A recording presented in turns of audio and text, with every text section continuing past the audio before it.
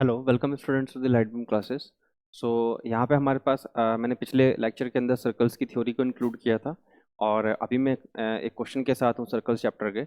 और ये क्वेश्चन कह रहा है कि if tangents P A and P B from a point to a circle with centre O, this is here, with center O are inclined to each other at angle 80 degree, then angle POA is equal to, these are four options।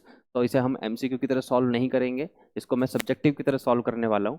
तो यहाँ पे हम देखते हैं कि किस तरह से सॉल्व होगा। सबसे पहले हमें इसकी क्या होगी, हमें इसकी फिगर बनानी होगी जो कि इसने यहाँ पे बोला हुआ है, if tangents P A and P B from a point with centre O to the circle. So यहाँ पे हमने सर्किल ले लिया है और इस सर्किल पे मैं यहाँ पे एक पी पॉइंट से टेंजेंट्स ड्रॉ कर रहा हूँ। ये टेंजेंट हो गई इस पॉइंट पे और ये टेंजेंट हो गई इस पॉइंट पे। तो ये पी पॉइंट है और मैंने यहाँ पे पी ए और पी बी दो टेंजेंट्स ड्रॉ की हैं और इसने कहा है कि they are incline to each other at angle 80 degree. It means ये जो हमारा एंगल है यहाँ पे ये कितना है, ये 80 डिग्री है। अब यहाँ पे सर्किल जो है उसका सेंटर ओ है, तो ये सेंटर ओ है। मैं इसको यहाँ पे ज्वाइन कर रहा हूँ। तो ज्वाइन करने पे हम देख रहे हैं कि ये यहाँ पे इस तरह से मैच हो जाएगा। इसमें कहते हैं ना एंगल पी ओ ए, यानी कि यहाँ पे भी हमें इसको क्या करना पड़ेगा, ज्वाइन करना पड़ेगा। और ज्वाइन करने पे इसने हमसे कौन सा एंगल पूछा है, ये वाला एंगल पूछा है। तो यहाँ पे क्वेश्चन के अंदर जो सिंपल है, मुझे थ्योरम्स का पता होना चाहिए। जैसे सबसे पहली थ्योरम क्या कहती है, सबसे पहली जो थ्योरम है मेरे पास, जो प्रॉपर्टी है वो ये है कि एक्सटर्नल पॉइंट से जो भी टेंजेंट्स ड्रॉ की जाएंगी उनके आपस में क्या होगी, लेंथ इक्वल होगी। पहली चीज तो ये। दूसरी चीज, जो सेंटर से परपेंडिकुलर ड्रॉ किया जाएगा, सेंटर से जो लाइन ड्रॉ होगी वो पॉइंट ऑफ कांटेक्ट पे कैसी होगी, परपेंडिकुलर होगी। तो यहाँ पे मुझे कुछ कुछ समझ में ये आ रहा है जो मैं अप्लाई करूंगा एज ए स्टूडेंट। अगर मैं आपकी तरह होता तो मैं यहाँ पे ये अप्लाई करता कि 80 ये हो गया, 90 90 ये हो गए, और पी ए ओ बी यहाँ पे क्या बन रहा है, क्वाड्रिलेटरल बन रहा है। तो एंगल सम प्रॉपर्टी से मैं क्या करूंगा, मैं एंगल को पी, ये ए ओ बी एंगल को पूरे को क्या कर लूंगा, फाइंड कर लूंगा। तो सॉल्यूशन की तरफ चलते हैं। तो यहाँ पे मैंने इस फिगर को बनाया। तो यहाँ पे गिवन है angle A P B that is equal to 80 degree, और हमें फाइंड करना है एंगल पी ओ ए। हमें ये फाइंड करना है। तो यहाँ पे हम लिखेंगे कि angle solution, angle O A P is equal to angle O B P is equal to 90 degree. The reason for that, हमें यहाँ पे रीजन भी लिखना होगा कि radius are perpendicular to tangents at point of contact. आप किसी भी तरह से इसको लिख सकते हैं। मैंने यहाँ पे बस ये शो किया, ये लिखने के लिए मेरा पर्पस क्या था कि रेडियस जो होती है वो परपेंडिकुलर होती है टेंजेंट्स के उनके पॉइंट ऑफ कांटेक्ट पे। मैंने पिछली स्लाइड में भी एक थ्योरम ली थी, उस थ्योरम के अंदर इस तरह से डायग्राम था। तो मैंने बताया था कि जब भी पॉइंट ऑफ कांटेक्ट जो होगा किसी भी टेंजेंट का, सेंटर से, सर्किल के सेंटर से जब भी आप उस पर कोई लाइन ड्रॉ करेंगे तो वो हमेशा क्या होगी, 90 डिग्री होगी। तो वही थ्योरम को मैंने यहाँ पे यूज किया है। तो दोनों एंगल कितने हो गए, 90 degree. Now in quadrilateral P A O B, O B, मैं यहाँ पे लिख रहा हूँ एंगल आपका जो है A P B plus angle O A P plus angle O B P plus angle जो हमें चाहिए वो कौन सा है, angle A O B is equal to 360 degree. Angle sum property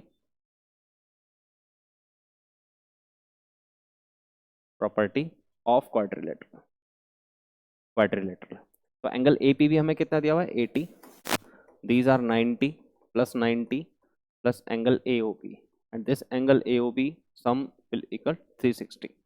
90 90 180 and this will become 260, तो angle A O B plus 260 degree is equal to 360 degree, and angle A O B will come out to be 360 degree minus 260 degree, and it will become out angle AOB is equal to 100 degree. This is equation 1. अभी हमारे पास angle AOB आया है, हमें angle चाहिए POA.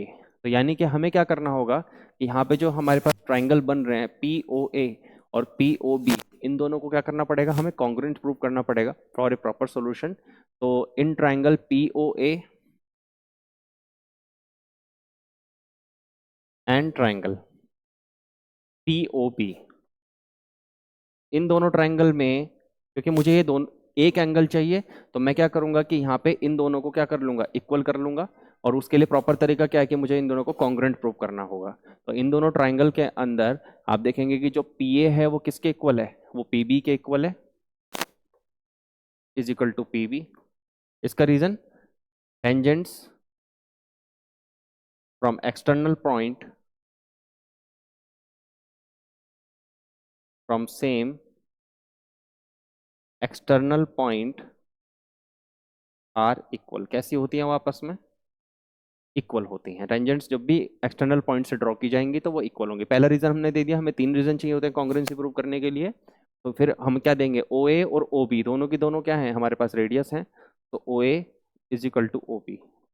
इसका reason मैंने लिख दिया कि ये दोनों की दोनों क्या है, रेडियस हैं. उसके बाद जो तीसरा पॉइंट है PO, वो क्या है, PO is equal to PO. ये क्या हो गया, कॉमन. तो इस तरह से हमारे पास जो ट्राइंगल हैं वो दोनों क्या हो गए, कॉन्ग्रुएंट. तो ट्राइंगल